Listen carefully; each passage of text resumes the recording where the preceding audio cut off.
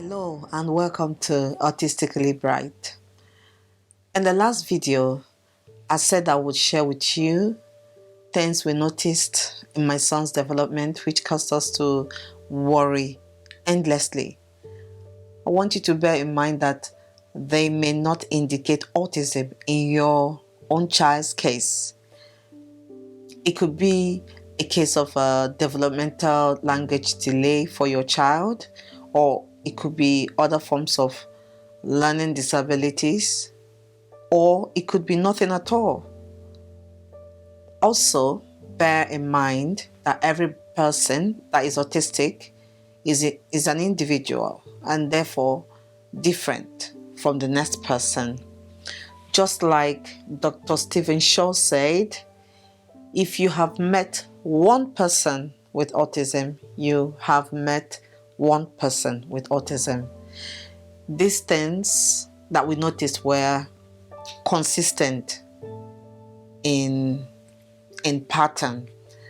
I think certain things observed in children who may be autistic are also evident in typical children, but it is the consistency of those things that makes the difference.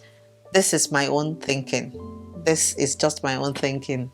If you're worried about your child, I would recommend that you book an appointment with your doctor or pediatrician and also talk to your child's teacher in school.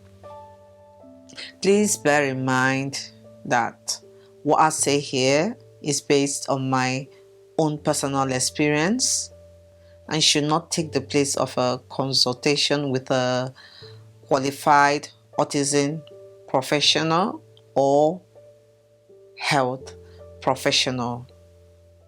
Today, I will share 5 things that we observed,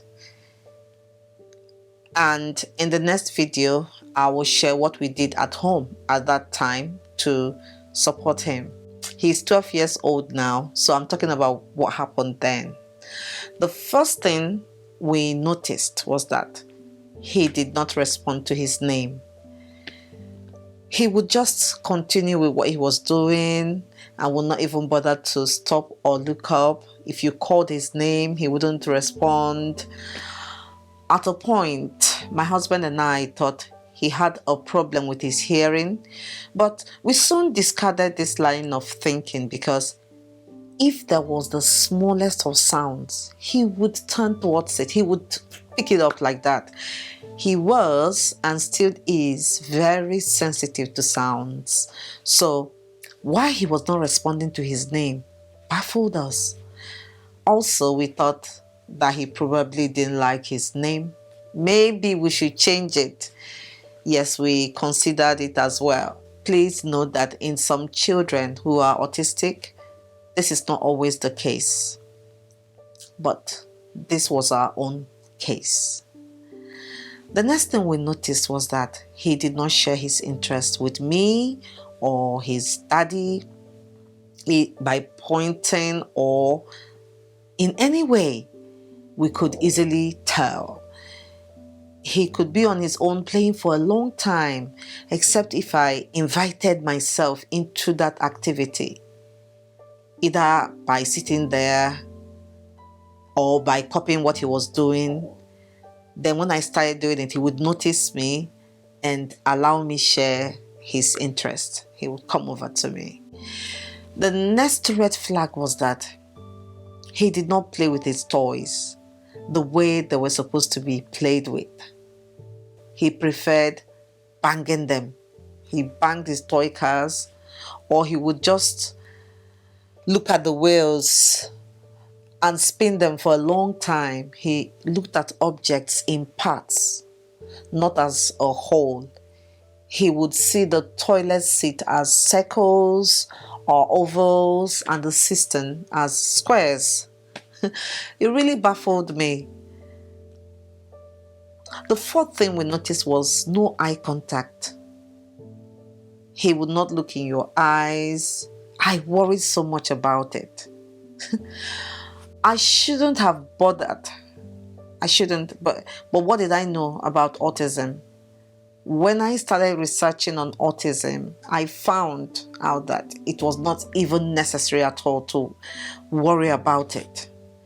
You don't know what goes on in your child when he avoids your eyes. Your face may even be scary to him when you come so close. Have you ever thought of that? Some autistic people have said they find this very uncomfortable or even painful. So don't worry about that. He will do it if he needs to do it. Finally, he walked on his toes. Although he would put his feet down occasionally, but he mostly walked on his toes. We thought he would be a dancer. I researched and found that toe walking is closely linked to autism. Like I said before, this may not be true for everyone, but it's true in our own case. We went for consultation with our GP, who referred us to orthotic services, where he was given special shoes to support his walking. Now he does not wear them any longer since he stopped walking on his toes. I think the shoes helped him a great deal. Like I said at the beginning, no two people are alike on the autism spectrum. What works for one person may not necessarily work for the next person. And do consult an autism or health professional if you have concerns about your child or relative or somebody that you're taking care of.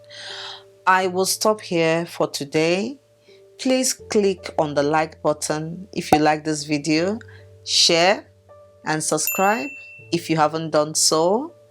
Till we see next time, be a voice and see you in the next video.